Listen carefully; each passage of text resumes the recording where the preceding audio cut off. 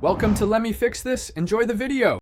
You cannot lawfully or safely attempt to build an operational F-16 yourself, so start with the right foundations. Verify legal restrictions and required certifications, secure accredited training in aerospace engineering, and book access to certified facilities.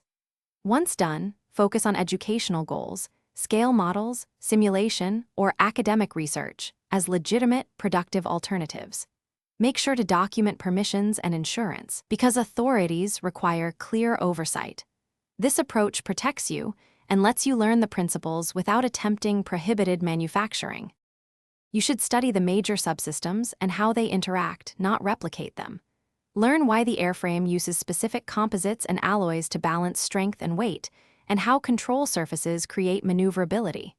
Understand turbofan principles, thrust versus fuel efficiency, and thermal constraints without building one. Review avionics architecture, sensor fusion, fly-by-wire controls, and redundant power systems, so you know the rationale behind design decisions. Once you grasp these relationships, you can pursue legal educational projects or simulations that model performance safely. Finish by validating knowledge through approved channels. Run simulations and test models in certified labs, then study how regulators assess airworthiness.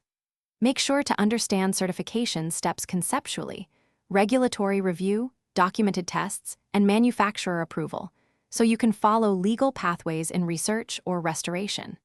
If anomalies appear, escalate to licensed aerospace engineers and accredited facilities. Do not attempt ad hoc structural or propulsion fixes yourself. This safeguards lives, preserves legal standing, and directs you toward constructive. Thanks for watching. If you found this helpful, don't forget to like and subscribe.